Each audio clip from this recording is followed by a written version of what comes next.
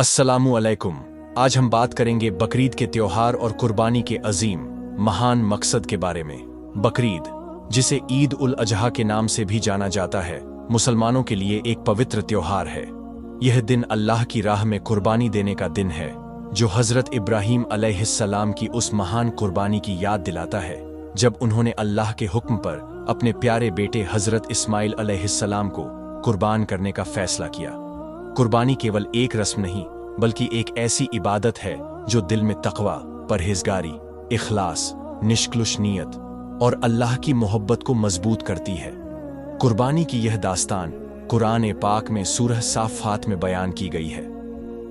हजरत इब्राहीम अलैहिस्सलाम को अल्लाह ने ख्वाब में हुक्म दिया कि वे अपने बेटे को कुर्बान करें। यह ख्वाब अल्लाह का हुक्म था और हजरत इब्राहीम अलैहिस्सलाम ने बिना किसी शक या संदेह के उस हुक्म को मानने का फैसला किया।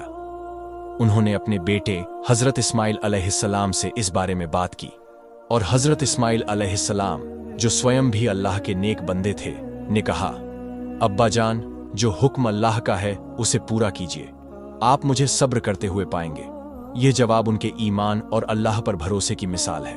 जब हजरत इब्राहीम अलैहिस्सलाम ने अपने बेटे को कुर्बान करने के लिए जमीन पर लिटाया और छुरी उनके गले पर रखने लगे, तभी अल्लाह ने अपनी रहमत से हजरत इस्माइल अलैहिस्सलाम को बचा लिया और उनकी जगह एक मेंढा दुम्बा कुर्बान करने का हुक्म दिया।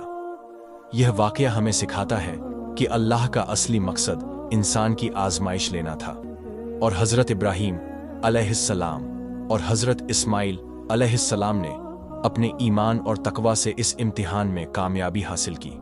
कुर्बानी के हुक्म। शरीयत के अनुसार तरीका कुर्बानी एक ऐसी इबादत है जो शरीयत के अनुसार की जानी चाहिए। यहाँ कुर्बानी के कुछ अहम हुक्म, नियम दिए गए हैं। कौन कुर्बानी करे? कुर्बानी हर उस व्यक्ति पर वाजिब है जो बालिग, वयस्क हो, अक्लमंद, समझदार हो और निसाब का मालिक हो, यानी जिसके पास इतना माल हो कि वह ज़कात अदा करने का अहल, योग्य हो। कुर्बानी केवल अपने लिए नहीं, बल्कि अपने घर के लोगों की तरफ से भी की जा सकती है। कब कुर्बानी करें? कुर्बानी ईद उल अजहा के दिन, यानी 10 जिलहिज्जा की नमाज ईद के बाद से लेकर 12 जिलहिज्जा की शाम तक की जा सकती है।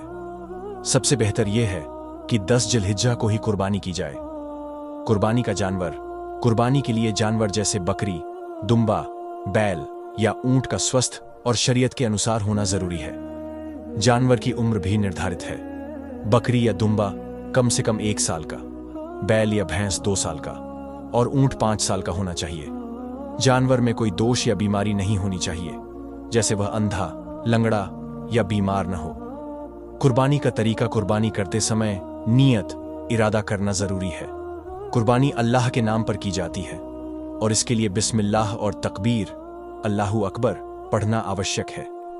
जानवर को क़िबला की तरफ करके ज़बह किया जाता है और ज़बह करने वाला व्यक्ति भी खुद क़िबला की तरफ मुंह करके ज़बह करे। गोश्त की तकसीम। कुर्बानी के गोश्त को 3 हिस्सों में बांटा जाता है। एक हिस्सा अपने घर वालों के लिए, एक हिस्सा रिश्तेदारों और दोस्तों के लिए और एक हिस्सा गरीबों और ज़रूरतमंदों के लिए। यह तकसीम कुर्बानी के असली मकसद को उजागर करती है, क्योंकि इससे मोहब्बत, इखलास और खैरात का संदेश मिलता है।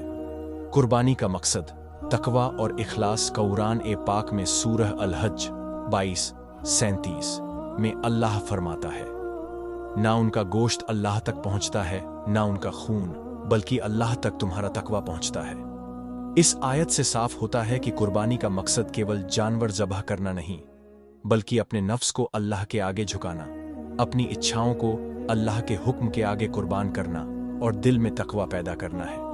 कुर्बानी हमें सिखाती है कि जिंदगी में अल्लाह का हुक्म सबसे ऊपर है और हर मुश्किल समय में सब्र और ईमान के साथ उसकी राह पर चलना चाहिए। आज के दौर में कुर्बानी।